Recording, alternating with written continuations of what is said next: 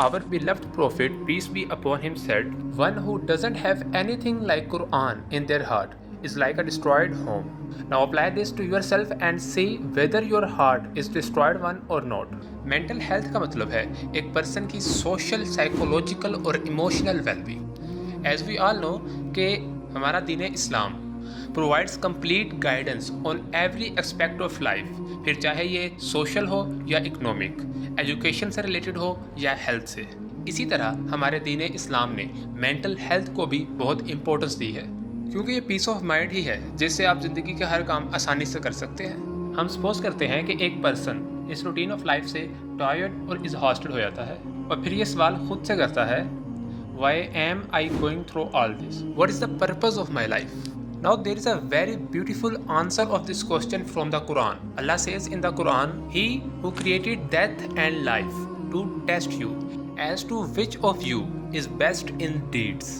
इस आयत का मतलब है कि अल्लाह ने ज़िंदगी और मौत को बनाया हमें टेस्ट करने के लिए। This verse also reminds us that life has a purpose and everyone is tested in different veg.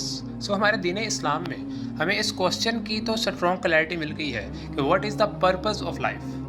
बाज़ औक़ात कोई पर्सन इंतहाई शदीद मेहनत करता है लेकिन आखिर में वो फिर भी फेल हो जाता है। After this he may become anxious, sad और depressed and ask Allah why. तो अल्लाह ताला कुरान मजीद में फरमाते हैं, and we will surely test you with fear, loss of wealth and crops. इस्लाम हमें सिखाता है कि hardships are part of life, और ये कि इन हार्डशिप्स में पेशेंस और अल्लाह पर भरोसा रखकर इन मुश्किलात से निपटा जा सकता है। अगर अल्लाह ताला आपको इस डिफ़िकल्टी से गुजारता है तो अल्लाह ताला कुरान में ये भी फरमाता है, Allah does not burden our soul beyond what it can bear. It means you are capable of carrying this difficulty. That's why Allah was bringing you through it. ये आयत comfort और hope देती है that every difficulty comes with the ability to endure it. तो फिर अल्लाह के हर काम के पीछे कोई ना कोई मसलिहत तो ज़रूर होगी। यहाँ तक कि हमारे beloved prophet peace be upon him ने भी अपनी ज़िंदगी में बेहद मुश्किलात का सामना किया। He lost his wife, his uncle, he faced economic boycott and many other problems. लेकिन इन सब हार्डशिप्स के बावजूद वो बासबर, पुरउम्मीद और अल्लाह से जुड़े रहे।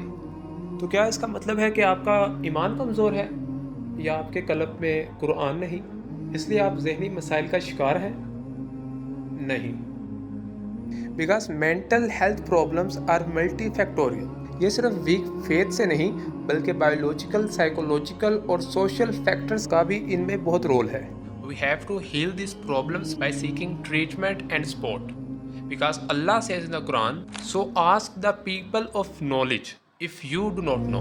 Quran is the fundamental part of alleviation of the healing process at prevention and restoration level.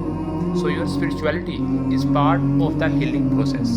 At the end, Islam reminds us that healing the mind is a part of healing the soul.